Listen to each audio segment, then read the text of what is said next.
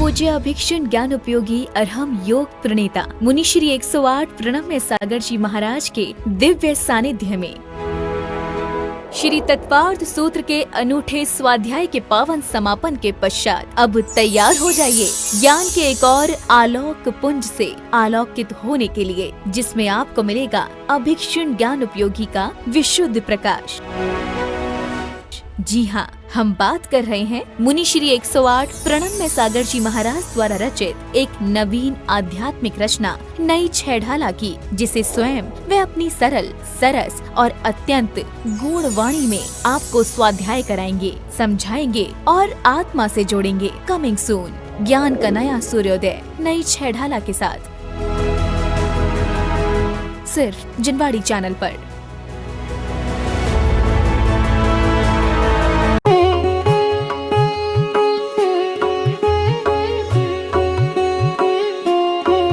सवस्य कम्मणो जो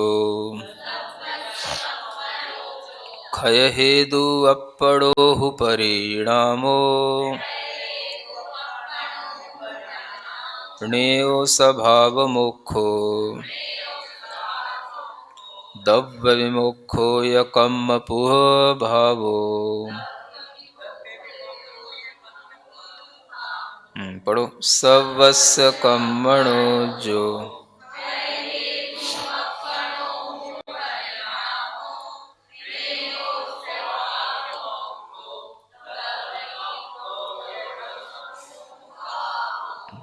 अब ये मोक्ष तत्व का वर्णन करने वाली गाथा है। सवस्य माने सभी, कम्मणों माने कर्मों का, जो माने जो, क्षय हेतु यानी क्षय के लिए कारणभूत, अपड़ो हु परिणामो अपना ही परिणाम माने आत्मा का ही परिणाम होता है, आत्मा का ही भाव होता है। यानी कर्मों को निर्जरा करने के लिए भी, संवर करने के लिए भी और आश्रव बंध के लिए भी आत्मा का परिणाम ही जिम्मेदार होता है।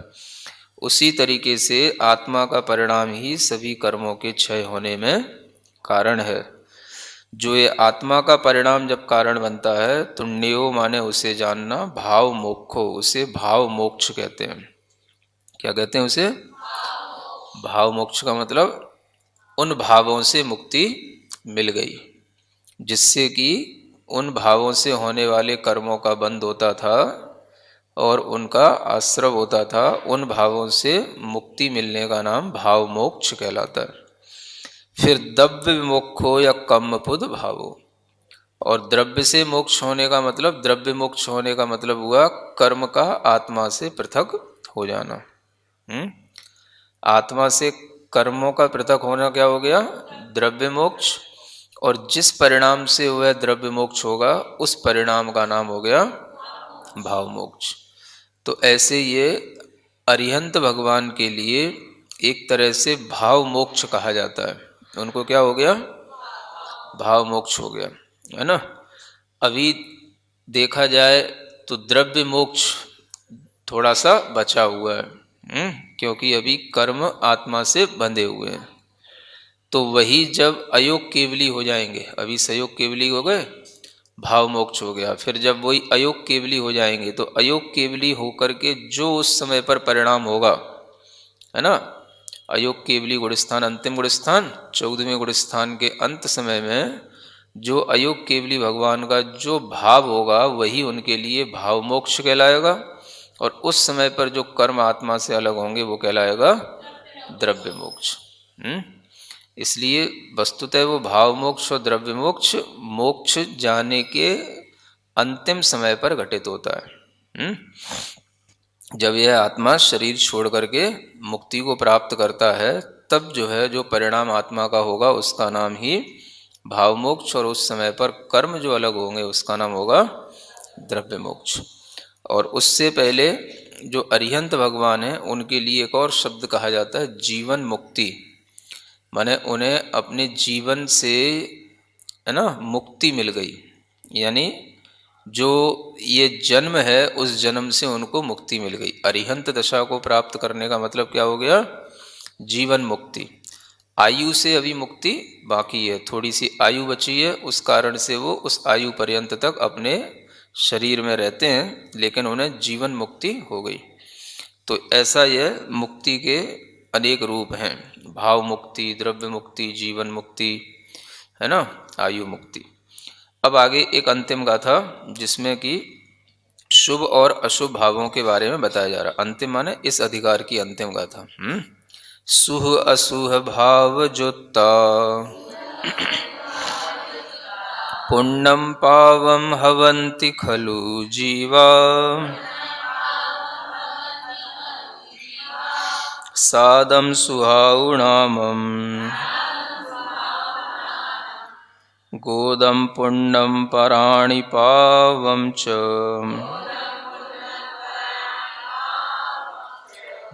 सुह असुह भाव जोता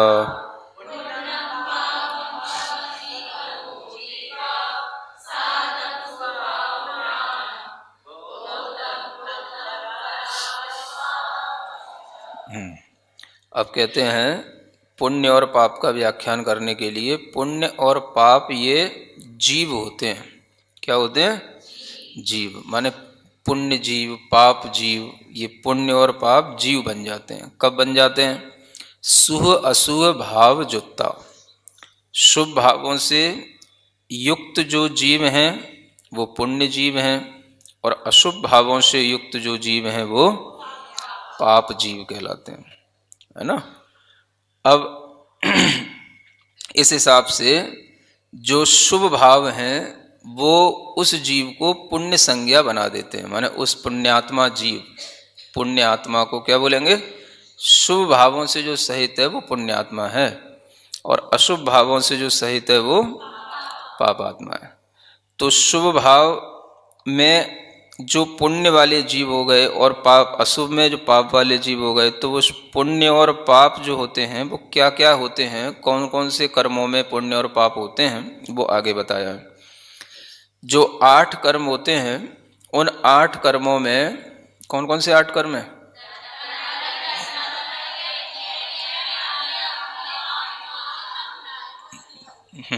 हो गए।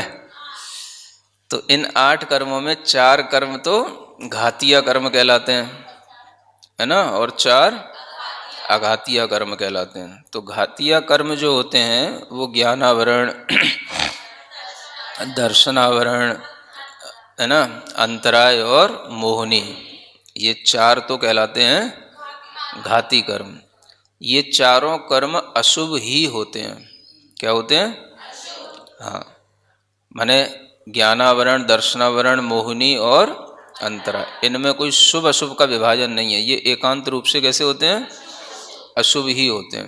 यानी ये सब पाप कर्म कहलाते हैं, पाप प्रकृतियां कहलाती हैं, कर्म की पाप प्रकृतियां, है ना, क्योंकि ये सब हमारी आत्मा के ज्ञान आदि गुणों का घात करते हैं, इसलिए ये पाप कर्म कहलाते हैं एकांत रूप से। अब जो बाकी के 4 आघाती कर्म बचे, उनमें पुण्य और पाप दोनों का विभाजन होता है। यानी आयु कर्म 2 प्रकार की होगी, पुण्य रूप भी, पाप रूप भी। नाम कर्म दोनों प्रकार का होगा, वेदनी कर्म भी 2 प्रकार का होगा, और गोत्र कर्म भी 2 प्रकार का। मतलब आयु, नाम, गोत्र और वेदनी, इन चारों कर्मों में पुण्य और पाप का विभाजन होता है ना। बाकी के 4 कर्म एकांत रूप से कैसे होते हैं? अशुभ या पाप ही होते हैं। तो वही नीचे लिखा है, सादम सुहाउ नामम गोदम पुण्यम। क्या लिखा है? सादम माने वेदनी कर्म में जो साता वेदनी है ये तो पुण्य कर्म है। साता का मतलब जिससे आपको सुख मिलता है वो साता वेदनी कर्म होता है। तो वो पुण्य के कारण से सुख मिलता है। साता वेदनी कर्म से क्या होता है? सुख मिलता है। तो ये साता और असाता 2 प्रकार का वेदनी कर्म है। इसमें साता कर्म तो हो गया शुभ या पुण्य, और असाता हो गया अशुभ या पाप। शुभायु, शुभायु का मतलब कुछ आयु शुभ होती है और कुछ आयु अशुभ होती है। कितने प्रकार की आयु होती है? वैसे तो आयु 4 प्रकार की, मनुष्य आयु, त्रियंच आयु, देवायु और नरक आयु। तो उसमें एक नरक आयु ही अशुभ होती है, बाकी की तीनों आयु शुभ होती हैं। मनुष्य आयु भी शुभ है, तिर्यंच आयु भी शुभ है और देव आयु भी शुभ है। समझ आ रहा है? हाँ, तिर्यंच आयु भी शुभ है। और जब गति का वर्णन किया जाएगा, नाम कर्म के भेद तो बहुत सारे हैं, तो उनमें कुछ पुण्य रूप हैं और कुछ पाप रूप हैं। तो 4 गतियां भी होती हैं, है ना? वही 4 गतियां, देव गति, मनुष्य गति। लेकिन गतियों में जो है 2 गतियां शुभ हैं और 2 गतियां अशुभ हैं, है ना? गति तो तिर्यंच गति अशुभ है, लेकिन तिर्यंच आयु शुभ है। समझ आया? इसलिए है, गति का मतलब होता है उस गति में ले जाने वाला जो कर्म है वो गति कर्म कहलाता है। जैसे कि जो तिर्यंच गति में उत्पन्न कराए, जो तिर्यंच बनाए, जो तिर्यंच गति की ओर ले जाए, उस कर्म को कहेंगे तिर्यंच गति नाम कर्म, है ना? और आयु कर्म का काम क्या होता है कि उस गति में पहुंचने के बाद उसके शरीर में आत्मा को बनाए रखना। जितनी आयु है तब तक उस आत्मा को शरीर में बनाए रखना। ये किसका काम? ये आयु का काम होता है। तो आयु प्राप्त होने के बाद गति कर्म का समापन हो गया, तो फिर आयु के साथ में वो जो जीव रहता है वो उसके लिए आयु शुभ मानी जाती है, क्योंकि कोई भी तिर्यंच कभी भी अपनी आयु को घात करना नहीं चाहता है। तिर्यंच कभी भी तिर्यंच गति से भी मरना नहीं चाहता है। कोई भी जीव तिर्यंच बनने से तो डरेगा, बनना नहीं चाहेगा, लेकिन बन गया तो फिर वहीं पर रमेगा। समझ आ रहा है? इसलिए तिर्यंच गति तो अशुभ है, क्योंकि वो हमें अशुभ गति में ले जा रही है। लेकिन जो जीव वहाँ पर उत्पन्न हो जाता है तो वह फिर उसी रूप में बना रहना चाहता है। एक उदाहरण आपने सुना होगा कि एक राजा जो है नाली का कीड़ा बन जाता है। समझ आ रहा? गंदगी का कीड़ा बन जाता है। तो उसे पता पड़ता है, सुन लो, इतने छोटे भी नहीं हो।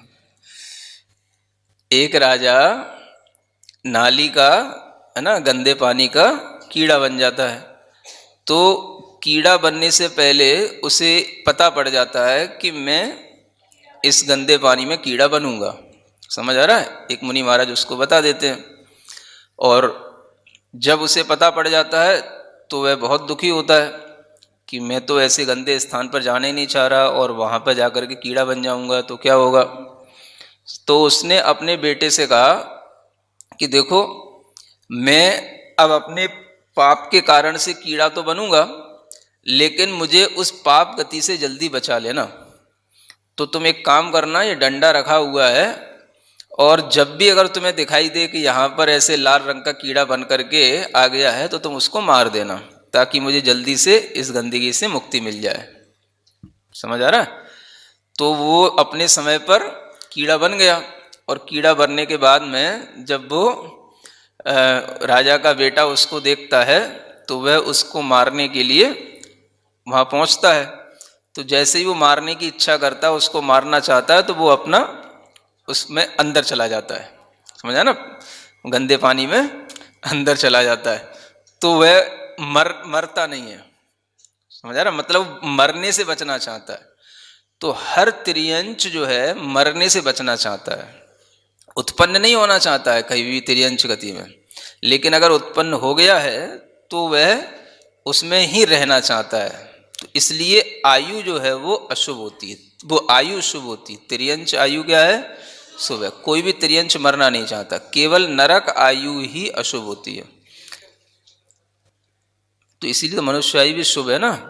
जो शुभ आयु के कारण से, वो शुभ पनाई के कारण से वह उसमें उसी को अच्छा लगने लग जाता है। माने जो नाली में पैदा हो गया तो नाली में ही अच्छा लगेगा, गौत में पैदा हो गया तो उसी में अच्छा लगेगा, गोबर में पैदा हो गया तो उसी में अच्छा लगेगा। जो जहाँ पैदा हो जाता है उसी में अच्छा लगता है उसको।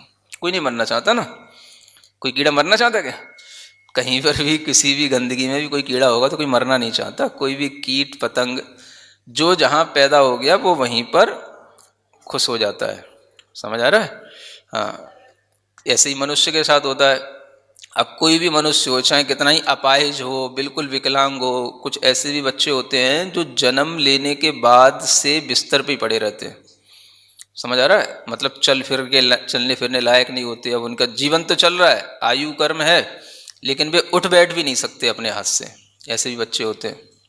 तो मरना कोई नहीं चाहता है, समझ आ रहा है? वो उसी दुख के साथ भी जैसे बने तैसे वो उसको जीवन निकालेगा वो। समझ आ रहा है? तो इसलिए मनुष्य आयु शुभ है, तिर्यंच आयु भी शुभ है, लेकिन नरक आयु अशुभ होती है, क्योंकि नारकी वहां से मरना चाहता है।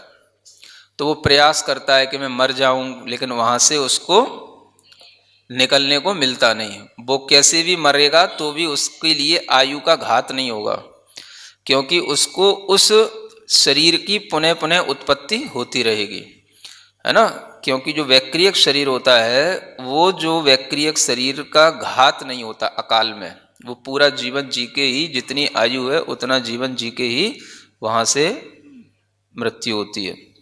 तो इसलिए वो मरना चाहता है, लेकिन मरने के 1000 काम करने के बावजूद भी वो शरीर छोड़ नहीं सकता है, वो तुरंत वैसा शरीर फिर बन जाता है। तो ये नरक आयु में इसलिए अशुभ कहा जाता है। समझ आ गया? तो 4 आयुओं में 3 आयु तो शुभ है और 1 अशुभ है। नाम कर्म की कुछ प्रकृतियां शुभ होती हैं और कुछ अशुभ होती हैं। इसकी डिटेल कहीं और से पढ़ लेना, बहुत बड़ी डिटेल है ना। और पुण्य, ये हो गया। गोत्र कर्म 2 ही प्रकार का होता है, एक उच्च गोत्र और एक नीच गोत्र। तो नीच गोत्र अशुभ होता है और उच्च गोत्र शुभ होता है। जिस कर्म के उदय से उच्च कुल मिले, दीक्षा के योग्य कुल मिले, उसको उच्च कुल कहते हैं। समझ आ रहा है?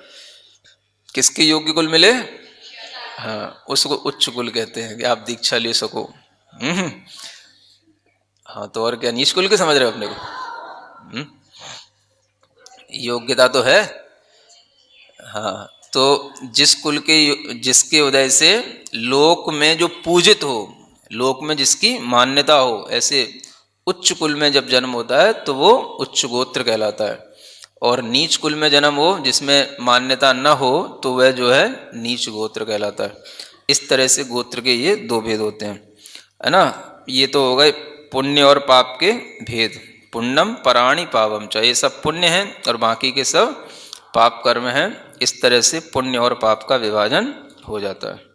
ठीक है। अब एक और लास्ट का कुछ अधिकार बचा है, थोड़ी सी गाथा है। गाथा नंबर 39। सम्मदंसणाणम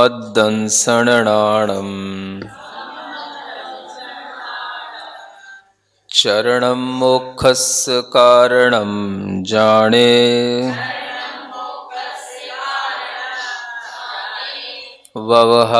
व्यवहाराणिच्छेदो तत्तीयमयोनियो अप्पा। पढ़ो। समदंसणाणम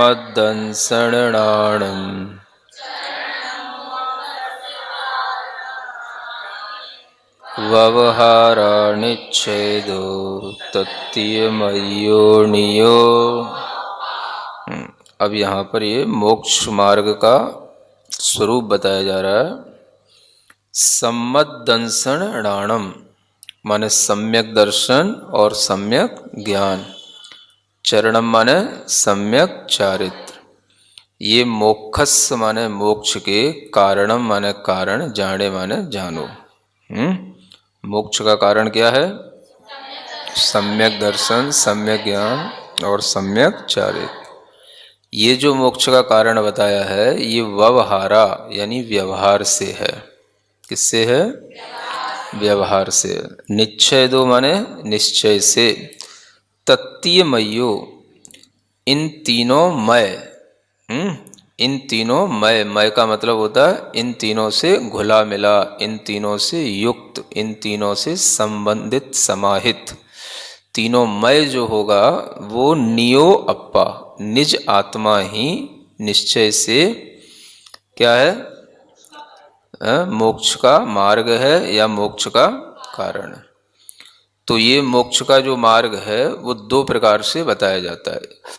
एक व्यवहार मोक्ष मार्ग और एक निश्चय मोक्ष मार्ग।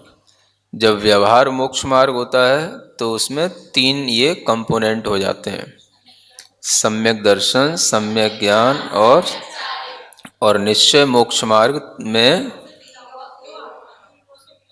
तीनों एक रूप हो जाते हैं और वो सब आत्मा के साथ ही जुड़ जाते हैं।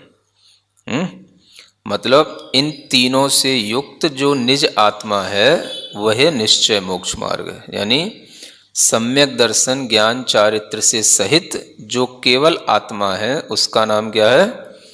निश्चय मोक्ष मार्ग। ऐसे इन दोनों के विषय में जानना। उसी को और आगे थोड़ा सा क्लियर किया जा रहा है। रणतयम न वट्टई अप्पाणम मोइत्तु अन्नदवीयम्मि तम्मा तत्तियमय्यु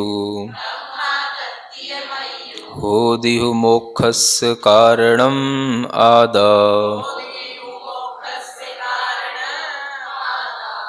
रणतयम न वट्टई तम्मा तत्तियमय्यो होदिहु मोक्षस्य। क्या कहते हैं? रणतयम माने रत्नत्रय, न वट्टई नहीं रहता है, अप्पाणम मोइत्तु यानी आत्मा को छोड़कर, अन्नदव्यम्मि यानी अन्य द्रव्य में, यानी रत्नत्रय आत्मा को छोड़कर अन्य द्रव्य में नहीं रहता है। कर्म में रत्नत्रय नहीं है, पुद्गल में रत्नत्रय नहीं है, रत्नत्रय किसमें है? आत्मा में है। तम्मा माने इसलिए, तत्तीयमयु जो सम्यक दर्शन ज्ञान 3 हैं, इन तीनों मय हो दिहु मोक्षस्य कारणम आदा। यह आदा माने आत्मा ही मोक्ष का कारण है। मतलब यह है कि आत्मा में ही सम्यक दर्शन ज्ञान चारित्र होते हैं, इसलिए इन तीनों से युक्त जो आत्मा है वह आत्मा ही वास्तव में मोक्ष का कारण है। क्योंकि वह आत्मा जब इन तीनों से युक्त होता है तो उसे निश्चय मोक्ष मार्ग के रूप में कहा जाएगा। और जब आत्मा सम्यक दर्शन ज्ञान चारित्र से अलग अलग एक रूप में संबंध नहीं रखता या इनका अलग अलग पालन करता है, अलग अलग इनका गुणों का अपने अंदर भाव रखता है, तो वह व्यवहार मोक्ष मार्ग के रूप में कहा जाता है। तो जो निश्चय मोक्ष मार्ग होता है वो ध्यान में होता है। कहाँ होता है? ध्यान में। जिसके पास में व्यवहार सम्यक दर्शन ज्ञान चारित्र होगा वो ध्यान में अपनी आत्मा में सम्यक दर्शन ज्ञान चारित्र तीनों को एक में करके केवल आत्मा का ही अनुभव करेगा, तो उसको निश्चय मोक्ष मार्ग होता है। क्या समझ आया? व्यवहार तो कैसे होगा? अलग अलग होगा, है ना। कोई गृहस्थ है तो केवल सम्यक दर्शन का पालन कर रहा है, कोई सम्यक ज्ञान का पालन कर रहा है, और आगे बढ़ गया तो सम्यक चारित्र का पालन कर रहा है। तो ये सब कहलाता है व्यवहार मोक्ष मार्ग। फिर जब वही तीनों को प्राप्त करके जब ध्यानमय होकर के केवल आत्मा का ही अनुभव करेगा तो वह निश्चय मोक्ष मार्ग कहलाएगा। उस निश्चय मोक्ष मार्ग से ही मोक्ष होता है। व्यवहार मोक्ष मार्ग से निश्चय मोक्ष मार्ग होता है और निश्चय मोक्ष मार्ग से मोक्ष की प्राप्ति होती है। मोक्ष की प्राप्ति भी पहले केवल ज्ञान होगा, तो निश्चय मोक्ष मार्ग से केवल ज्ञान होगा और केवल ज्ञान होने के बाद में मोक्ष होगा। ऐसा यह क्रम होता है। समझ आया? जैसे कि रस्सी देखी कभी? रस्सी, उसमें तिकड़ी होती हैं, होती हैं। तो जब 3 अलग अलग रहते है ना, 3 तिकड़ियां जब अलग अलग हों तो वो क्या हो गया? व्यवहार मोक्ष मार्ग। और उन तीनों तिकड़ियों को मिला करके एक रस्सी बना दी। तो तीन जो उसकी लर थी वो अब तीन अलग अलग नहीं रहेंगी, वो अब क्या हो गई, एक रस्सी हो गई। एक रस्सी हो गई, उस रस्सी में तीनों शामिल हैं। तो वह जो हो गया एक तरीके से क्या हो गया, ये निश्चय हो गया। समझ आ रहा है? ऐसे ही सम्यक दर्शन, ज्ञान, चारित्र, इनको अलग अलग जब भावना की जाती है, पालन किया जाता है, तब तो ये कहलाएगा व्यवहार। और जब इन सबको मिला करके सिर्फ आत्मा का अनुभव किया जाता है तो वो कहलाता है निश्चय। और उसी अनुभव करते करते केवल ज्ञान की प्राप्ति होती है। इसलिए वो निश्चय मोक्ष मार्ग ही मोक्ष का कारण होता है। तो मोक्षस्य कारणम आदा, मोक्ष का कारण वास्तव में क्या है, आदा माने आत्मा ही है। तो खाली आत्मा नहीं, जिस आत्मा में सम्यक दर्शन, ज्ञान, चारित्र एक मेक हो रहे हों वो आत्मा मोक्ष का कारण है, ऐसा समझना है ना। कोई भी चीजें हैं, क्या बनाते हो, लस्सी की ठंडाई, हाँ, तो जब तक वो हम काय की ठंडाई बनाते हो, सौंफ की, सौंफ है, बादाम है, खांड है, शक्कर नहीं खांड और क्या, मुनक्का, काली मिर्च है। तो जब ये सब अलग अलग रखे हैं तब तक क्या है, ये सब व्यवहार है ना। अब इन सबको मिला दिया और घोंट करके एक चीज बन गई, पूरा एक। तो एक जब बन गया तो उसमें सब कुछ मिला हुआ है ना। अब उसमें अलग अलग नहीं होगा कि ये रखी सौंफ की, ये रखी खांड की, ये रखी काली मिर्च, अब उसमें सब एक हो गया है ना। तो ऐसे ही जब सम्यक दर्शन, ज्ञान, चारित्र तीनों आत्मा में मिलकर के आत्मा ही हो जाते हैं, आत्ममय ही हो जाते हैं, है ना, तो वो कहलाता है निश्चय मोक्ष मार्ग। तो निश्चय मोक्ष मार्ग में तीनों आत्म रूप होते हैं। इसलिए ऊपर वाली गाथा में क्या कहा, नियो अप्पा माने निज आत्मा ही मोक्ष का मार्ग है। निश्चय मोक्ष मार्ग में क्या है, सिर्फ आत्मा ही है। और व्यवहार मोक्ष मार्ग में सम्यक दर्शन, ज्ञान, चारित्र तीनों हैं, लेकिन ये तीनों भी रहते आत्मा में ही हैं। ऐसा नहीं है कि तीनों अलग अलग रह रहे हैं तो कहीं और रह रहे हैं, तीनों भी आत्मा के ही गुण हैं। सम्यक दर्शन ये भी आत्मा का गुण है, सम्यक ज्ञान भी आत्मा का ही गुण है, आत्मा की ही पर्याय है, और सम्यक चारित्र भी आत्मा का ही गुण है। क्योंकि आत्मा के अलावा किसी और पुद्गल में ये दर्शन, ज्ञान, चारित्र नहीं पाए जाते हैं। तो ये जो तीनों चीजें जब आत्मा में अलग अलग रूप में रहती हैं तो वो व्यवहार कहलाता है। और जब ये तीनों चीजें एकमेक हो जाती हैं, वो एकमेक जब भी होंगी तो कैसे होंगी, अपने आप नहीं होंगी। ठंडाई बनाने के लिए आपको तीनों चीजों को मिला करके क्या करना पड़ता है, पीसना पड़ता है, घोंटना पड़ता है। समझ आ रहा है? हाँ, तो उसी तरीके से अनेक भावनाओं से, ध्यान की प्रक्रिया से केवल इन तीनों को आत्ममय कर देने का नाम निश्चय मोक्ष मार्ग होता है। तो व्यवहार मोक्ष मार्ग से ही निश्चय मोक्ष मार्ग की प्राप्ति होती है। अगर कोई कहे कि निश्चय मोक्ष मार्ग पहले हो रहा है, व्यवहार मोक्ष मार्ग बाद में हो रहा है, तो कह देना भैया उल्टा मत पढ़ाया करो, सीधा पढ़ा करो, सीधा पढ़ाया करो। हाँ, तो जो जैसा पढ़ लेते हो फिर वो वैसा ही पढ़ाते हैं, ठीक है। तो पहले क्या होगा, पहले व्यवहार होगा। कुछ लोग मानते हैं पहले निश्चय हो जाता है बाद में व्यवहार होता है ना। माने पहले वो ठंडाई बना लेते हैं फिर बाद में से उसमें से सौंफ निकालते हैं अलग अलग है ना। इन्हें मालूम है कौन लोग मानते हैं। तो पहले क्या होता है, व्यवहार, है ना। जो व्यवहार का मतलब ही होता है भेद रूप, है ना, जिसमें भेद हो रहा है, सम्यक दर्शन, सम्यक ज्ञान, सम्यक चारित्र, या जो पर आश्रित हो। जब हमारा श्रद्धान पर के आश्रित होता है, जैसे देव शास्त्र गुरु के भी आश्रित है, तो वो पराश्रित कहलाता है।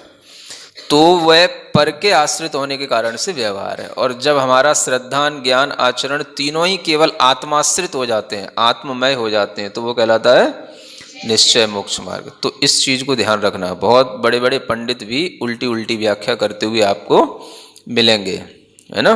तो उनसे डरना नहीं कि जो बड़े पंडित हैं इसलिए इनकी व्याख्या सही है, ऐसा नहीं समझना। ये जानना कि पहले व्यवहार मोक्ष मार्ग, इसलिए यहाँ देखो ऊपर मोक्ष के कारणों में सबसे पहले क्या लिखा, सम्मत दंसन चरणम, सम्मत दंसनाणम चरणम मोक्षस्य कारणम जाने व्यवहारा, है ना। ये व्यवहार से पहले फिर निश्चय दो तत्ती मयो।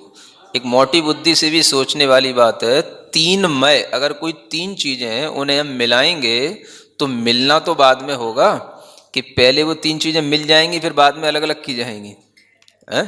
इस गाथा से भी समझा जाए तो निश्चय से क्या हो गया, तीनों चीजों को मिलाकर के जो एक चीज बन गई उसका नाम क्या है, निश्चय मोक्ष मार्ग। तो वो एक फिर वो केवल आत्मा ही कहलाएगी, है ना। क्योंकि आत्मा के ही ये तीन एक तरीके से गुण हैं, और वो तीनों गुण अलग अलग रूप में अलग अलग समय पर अलग अलग कारणों से अलग अलग रूप में काम करते रहते हैं। लेकिन जब हम सब चीज़ों को मिला करके केवल एक रूप बना देते हैं तो फिर वो केवल एक आत्मा ही रह जाता है ना। जैसे मान लो आपकी कोई लाइट लगी हुई है? अब आपने उस लाइट पर तीन तरह की पन्नियां लगा दी, हाँ, तीन तरह के उसमें फॉक्स निकलने लगे, कलर निकलने लगे। तो लाइट जो है जब तक उस पर तीन पन्नियां रहेंगी तब तक तो उसमें तीन तरह के कलर दिखाई देंगे, और जब आपने वो तीनों पन्नियां क्या कर दी, हटा दी, तो वो क्या रह गया, एक कलर रह गया। समझ आ रहा है। अथवा उन तीनों ही पन्नियों के कलरों के ऊपर एक ऐसा कोई दूसरा कलर कर दिया कि वो सब कलर जो है बिल्कुल एक जैसे हो गए, या कोई भी कलर अपना अलग अलग रंग नहीं दिखा पा रहा है, तो भी वो एक रूप रह जाएगा। समझ आ रहा है। तो आत्मा के तीन गुण तीन रूपों में काम करते हैं, अलग अलग कारणों से, अलग अलग भावों से। तो जब तक ये इस तरीके से चलता है तब तक कहलाता है व्यवहार। और जब उन तीनों को आत्मा से ही उत्पन्न हुए हैं तो उनकी परिणति आत्मा में ही करा दी जाती है, वो ध्यान के माध्यम से होती है। तो जब इस तरह के ध्यान हो जाते हैं तो वह शुक्ल ध्यान कहलाता है, जिसके माध्यम से वह आत्मा सिर्फ आत्मा ही रह जाती है।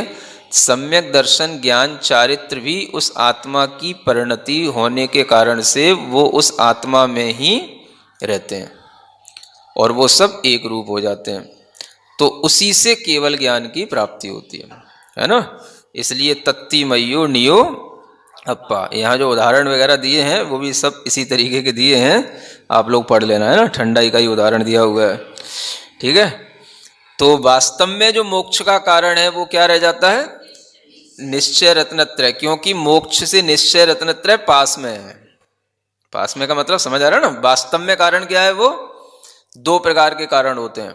एक साक्षात कारण होता है या वास्तविक कारण होता है जो बिल्कुल निकट से संबंध रखता है, और एक परंपरा कारण होता है जो उससे थोड़ी सी दूरी से संबंध रखता है ना। जैसे मान लो आपने ठंडाई बनानी है तो सौंफ ले ली, है ना, आपने खांड ले ली, आपने जो है काली मिर्च ले ली, जो कुछ भी चीज़ें वो सब ले ली। अब ये जो है रखी हुई हैं तो बहुत दिनों तक भी रखी रह सकती हैं, लेकिन जब भी ठंडाई बनेगी तो बनेगी इन्हीं से बनेगी। तो ये उस ठंडाई के लिए साक्षात कारण नहीं है। ये ठंडाई बनाने के लिए अभी साक्षात वास्तविक कारण नहीं है, ये परंपरा से कारण है। कभी भी बनाओगे, कितने ही दिन बाद बनाओगे तो बनेगी इनसे। लेकिन जिस समय बनाने बैठोगे और बनने की जो परिणति शुरू होगी और वो बनने से पहले की जो स्थिति होगी वो उसका वास्तविक कारण कहलाएगा, साक्षात कारण कहलाएगा। माने कोई चीज बनने से जस्ट पहले उसकी जो फॉर्म होगी वो उसका कारण होता है, उस कारण से वो कार्य हो रहा है ना। तो इसी तरीके से जब ध्यान की स्थिति आती है तब ये निश्चय मोक्ष मार्ग बनता है। तो ध्यान भी मोक्ष निश्चय के लिए कारण बन जाता है। ध्यान भी निश्चय मोक्ष मार्ग के लिए क्या बन गया? कारण, साक्षात कारण वो। और ये जो व्यवहार से सम्यक दर्शन ज्ञान चारित्र का पालन करना, ये सब क्या कहलाते हैं? ये सब परंपरा से कारण है, क्योंकि इनके बिना ध्यान नहीं होगा, ध्यान के बिना निश्चय मोक्ष मार्ग नहीं बनेगा, निश्चय मोक्ष मार्ग के बिना केवल ज्ञान नहीं होगा, केवल ज्ञान के बिना मोक्ष नहीं होगा। ठीक है, ऐसे करके ये सब पूरी एक परंपरा है, चेन बनी हुई है। परंपरा का मतलब चेन। तो जो चेन में सबसे पहले जो चीजें आती हैं वो थोड़ी दूर हो गई, लेकिन है तो वो भी उसके लिए कारण, उसके बिना तो आगे की चीज बढ़ेगी नहीं। तो कुछ लोग केवल जो चीजें बिल्कुल उसके नियर अबाउट होती हैं उन्हीं को कारण मानते हैं, जो दूर होती हैं उनको कारण नहीं मानते हैं। तो कुछ लोग कहते हैं मोक्ष का कारण तो केवल निश्चय मोक्ष मार्ग ही है, व्यवहार कोई कारण नहीं होता है, ऐसा बोलते हैं। समझ आ रहा है? तो उनको ये ज्ञान नहीं होता कि बिना व्यवहार के कभी भी निश्चय, हाँ, जब सौंफ ही नहीं है तुम्हारे पास तो ठंडाई किसकी बनाओगे? तो कुछ जो होगा वही चीज आगे जाकर के परिणमन करेगी। तो इस तरह से ये जो पूरा लिंक है व्यवहार, अब व्यवहार भी कहाँ से आएगा? तो संयम के माध्यम से। बिना संयम के कभी व्यवहार मोक्ष मार्ग नहीं होता। संयम का मतलब जो महाव्रत रूप जो संयम है, क्योंकि सम्यक दर्शन ज्ञान चारित्र तीनों कहाँ पाए जाएंगे? तो वो मुनि महाराज में ही पाए जाएंगे, संयमी जीव में ही पाए जाएंगे। तो बिना संयम के कभी भी ये व्यवहार मोक्ष मार्ग नहीं। समझ आ रहा है? अब यहां से शुरू करो। बिना संयम के या बिना मुनि महाराज बने व्यवहार मोक्ष मार्ग नहीं। व्यवहार मोक्ष मार्ग के बिना, हाँ, ध्यान नहीं। हाँ, पहले ध्यान भी उसकी एक सामग्री है ना, जैसे अग्नि है या बर्तन में मिक्स करने के लिए जो प्रोसेस है वो सब ध्यान के लायक तरह से है। तो बिना उसके ध्यान नहीं, है ना? ध्यान के बिना वो तीनों मिलेंगे नहीं, तो तीनों निश्चय नहीं, और निश्चय के बिना केवल ज्ञान नहीं, और केवल ज्ञान के बिना मोक्ष नहीं। समझ आ रहा है? ऐसे ध्यान रखना। तो ये इतनी सिंपल चीजें हैं, लोगों ने इसको उलझा करके रखा है ना? बिना सौंफ और खांड के, है ना, कभी भी उसका लिक्विड भी नहीं बन सकता है? और जब लिक्विड नहीं बनेगा तो तीनों को मिलाएंगे नहीं, तो वो एक रूप बिल्कुल कभी एक जैसी चीज नहीं बनेगी। नहीं तो पता पड़ा कि सब नीचे जम गया, उसकी सौंफ और पानी ऊपर तैर रहा है। तो वो जो उसके घोंटने का प्रोसेस है वो उसका ध्यान का प्रोसेस है। उसके बिना कभी वो एक रूपता नहीं आएगी। जब तक वो बिल्कुल एक तार जैसा नहीं बन जाएगा तब तक उसको पीने में केवल ज्ञान जैसा आनंद नहीं आएगा। है ना? और जब तक केवल ज्ञान का आनंद नहीं आएगा तब तक शरीर में मोक्ष जैसी तृष्णा की मुक्ति होगी नहीं, प्यास बुझेगी नहीं। ठीक है ना? तो जैसे उदाहरण इस तरफ लगाना, वैसे ये पूरा मोक्ष मार्ग इधर लगाना। इस तरीके से मोक्ष मार्ग का वर्णन 3 गाथाओं में। अब आगे सम्यक दर्शन ज्ञान चारित्र की छोटी छोटी परिभाषाएं हैं, जिनको बाद में बताया जाएगा।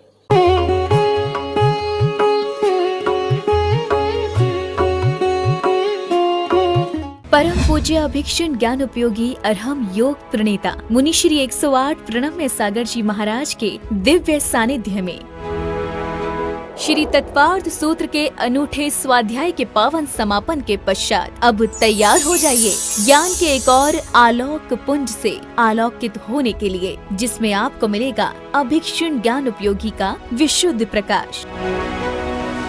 जी हाँ, हम बात कर रहे हैं मुनि श्री 108 प्रणम्य सागर जी महाराज द्वारा रचित एक नवीन आध्यात्मिक रचना नई छेढ़ाला की, जिसे स्वयं वे अपनी सरल, सरस और अत्यंत गूढ़ वाणी में आपको स्वाध्याय कराएंगे, समझाएंगे और आत्मा से जोड़ेंगे। कमिंग सून, ज्ञान का नया सूर्योदय नई छेढ़ाला के साथ,